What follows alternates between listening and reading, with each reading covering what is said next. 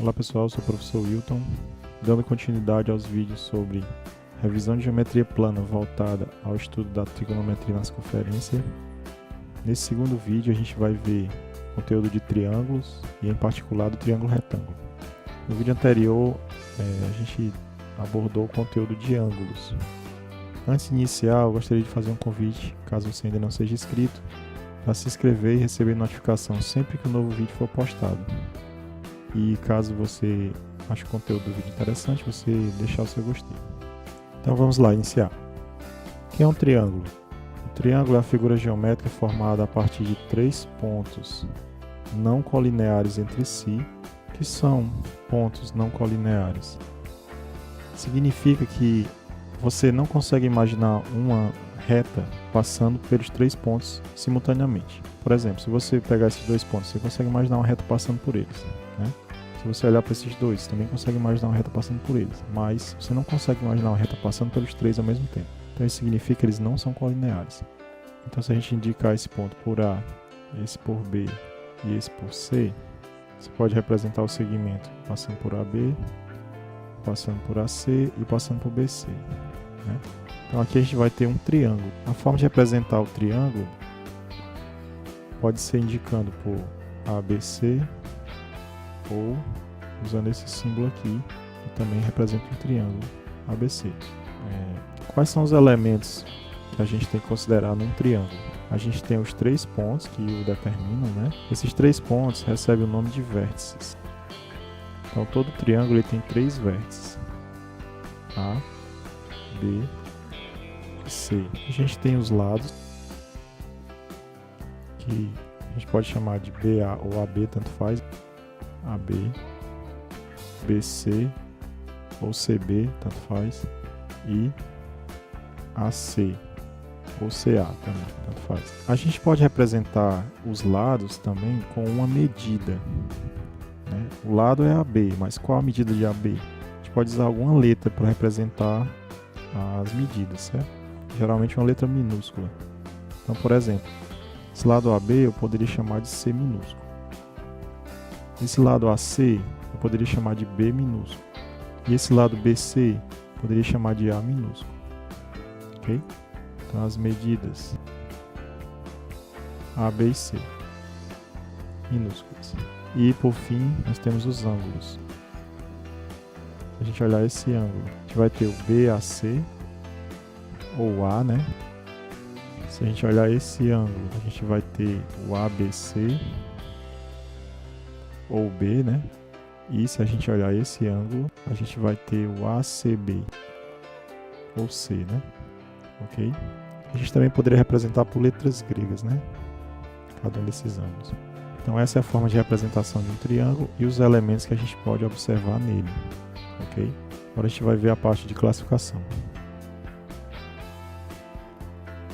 Basicamente os triângulos se classificam a partir de dois de seus elementos, que são seus lados e seus ângulos. Okay? E cada um deles a gente vai ter três tipos principais. Okay? Então em relação aos lados, então, quanto aos seus lados, eles podem ter os três lados com a mesma medida, então ele vai receber o nome de equilátero. Quando ele tiver dois lados iguais, vai se chamar isósceles. E quando ele não tiver nenhum lado igual, ou seja, três lados com medidas diferentes, ele vai ser chamado de escaleno. Então, em relação aos lados, os triângulos podem ser equiláteros, isósceles e escalenos. Okay? Então, qualquer triângulo vai se classificar como um desses três tipos, quando a gente considerar as medidas de seus lados. Agora a gente vai ver a classificação dos triângulos em relação aos seus ângulos. Você deve lembrar que no último vídeo, quando a gente estava vendo conteúdo de ângulo, a gente classificou três tipos de ângulos quando eles são menores que 180 graus. Né? Primeiro, a gente tem um ângulo menor do que 90 graus. A gente tem um ângulo quando ele é igual a 90 graus. E a gente tem um ângulo quando ele é maior que 90 graus. Okay? Então, para os triângulos, a gente vai sempre considerar essas medidas. Lembrando que esse aqui ele é maior do que 90 graus, mas é menor que 180, ok? Então, como é que seriam os triângulos nesse sentido? Então, quando a gente tem um ângulo menor do que 90 graus, ele é chamado de ângulo agudo. Então, o triângulo que tiver seus três ângulos internos todos agudos, ele vai receber o nome de acutângulo. Ou seja, é um triângulo que possui todos os seus ângulos internos agudos, ou menores que 90 graus. No segundo caso, quando o ângulo é igual a 90 graus, ele é chamado de ângulo reto. Então, os triângulos que tiverem um de seus ângulos internos reto, ou seja, igual a 90 graus, ele vai ser chamado de triângulo retângulo. Okay? As outras medidas a gente não vai levar em conta para a representação desse triângulo. Se ele tiver um dos ângulos igual a 90, ele já vai ser um triângulo retângulo. Okay? Nesse terceiro caso, quando o ângulo for maior do que 90 graus e menor que 180, né, ele é chamado de ângulo obtuso. Então, sempre que a gente tiver um triângulo onde um dos ângulos, no caso esse aqui, ó, for maior do que 90 graus, né, você comparar aqui, esse ângulo está maior do que 90 graus. Então, quando um dos ângulos for maior do que 90 graus, esse triângulo vai ser chamado de obtusângulo. Os outros ângulos também a gente não precisa levar em conta, tá? Então, quando os três ângulos forem agudos, vai ser um triângulo acutângulo. Quando um dos ângulos for reto, ou seja, igual a 90 graus, vai ser chamado de triângulo retângulo. E no terceiro caso, quando você tiver um dos ângulos obtusos, ou seja, maior do que 90 graus, vai ser chamado de triângulo obtusângulo. Então, qualquer triângulo se classifica em uma dessas três formas. Okay? Só uma complementação antes de a gente concluir esse vídeo. A gente tem um elemento no triângulo que às vezes a gente precisa considerá-lo, certo? Acredito que nos vídeos próximos a gente vai tratar disso em algum momento, que é a altura dos triângulos. Como é que a gente determina a altura de um triângulo? Ele vai de um dos vértices até a sua base, certo? Vamos observar a altura em cada um desses três triângulos, como é que seria a representação. Então, se a gente pegar esse triângulo a partir desse ponto, como é que a gente identifica a altura?